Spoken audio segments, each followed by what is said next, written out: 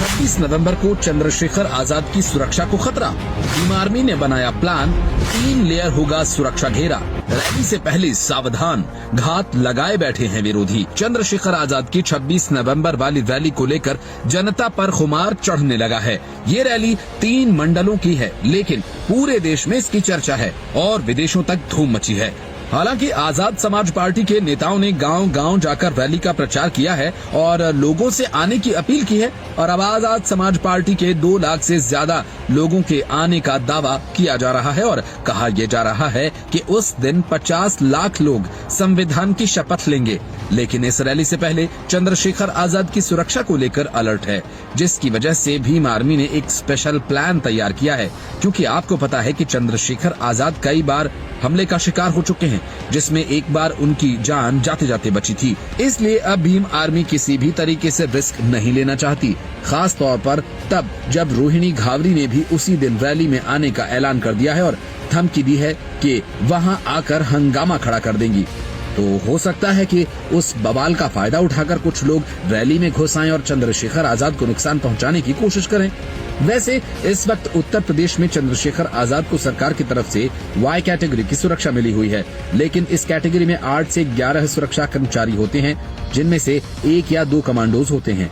ये सुरक्षा उन लोगों को दी जाती है जिन्हें मध्यम खतरा होता है, लेकिन चंद्रशेखर आजाद के लिए उनकी पार्टी के लोग लंबे समय से Z+ सिक्योरिटी की मांग कर रहे हैं। उनके हिसाब से ये सुरक्षा चंद्रशेखर आजाद के लिए काफी नहीं, इसलिए मुजफ्फरनगर में होने वाली रैली के दौरान भीम आर्मी चंद्रशेखर आजाद की सुरक्षा का जिम्मा उठाएगी। सूत्रों के हवाले से खबर है कि चंद्रशेखर आजाद के लिए 3 लेयर सुरक्षा का घेरा का प्लान बनाया गया, जिसमें सबसे पहले भीम आर्मी के लोग रैली के अंदर रह करके संदिग्धों पर नजर रखेंगे और किसी पर भी शक होने पर एक्शन लेंगे। दूसरा, चंद्रशेखर आजाद के मंच के चारों तरफ बनेगा, उसे भी भीम आर्मी बाउंसर ही प्रोटेक्ट करेंगे। उसके बाद तीसरा घेरा उत्तर प्रदेश पुलिस का होगा, जो उनके मंच के आसपास भीड़ आने से रोकेंगे।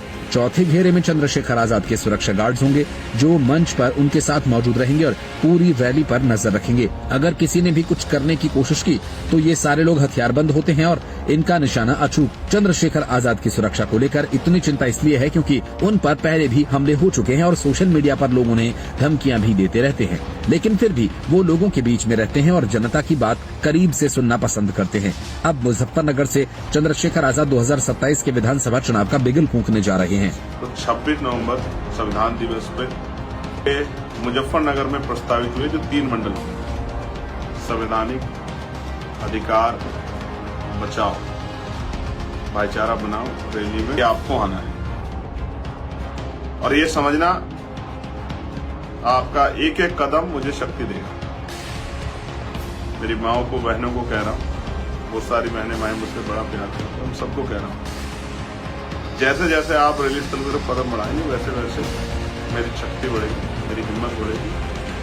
आपने मुझे कभी निराश नहीं किया, मैं भी आपको निराश नहीं करूँगा, मैं आपको इस बात को बताऊँ।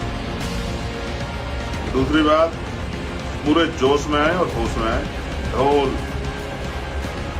बजाकर, डंका बजाकर आए कि आप अपने भाई की, अपने आंदोलन की शक्ति मजबूत करने के लिए, अपनी ताकत दिखाने के लिए जा रहे हैं मुजफ्फरनगर के GIC ग्राउंड। इस रैली के लिए आजाद समाज पार्टी और भीम आर्मी के लोगों ने एड़ी चोटी का जोर लगाया है, अपनी बात को गांव-गांव तक पहुंचाया है।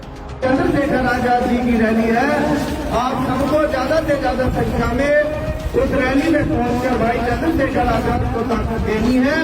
आजाद समाज पार्टी की सरकार बनेगी तो बच्चों को शिक्षा मिलेगी, नौजवानों को रोजगार मिलेगा, बहन बेटियों को सुरक्षा मिलेगी, बुजुर्गों को सम्मान मिलेगा, अच्छे अस्पताल और सड़कें होगी और यहाँ सभी और जाति और धर्म के लोगों को एक जैसा माहौल मिलेगा। जाति और धर्म के नाम पर दंगे लड़ाई बंद हो जाएंगे, सब लोग एक जैसे माहौल में रहेंगे। मेरे भाइयों और बहनों, भाई चंद्रशेखर आजाद को ताकत दो, आजाद समाज पार्टी की सरकार बनाओ, ताकि आपके और आपके बच्चे के भविष्य को आजाद समाज पार्टी बेहतर बना सके। आने वाले 26 नवंबर को भाई चंद्रशेखर आजाद जी की रैली है, उस रैली में आप सब लोगों को शामिल होकर के भाई चंद्रशेखर आजाद को ताकत देनी है। आजाद अब 26 नवंबर का इंतजार है, उस दिन साफ हो जाएगा कि 2027 के चुनाव का ऊंट किस करवट बैठने वाला है और ये भी दिख जाएगा कि चंद्रशेखर आजाद की सुरक्षा किस प्रकार की है।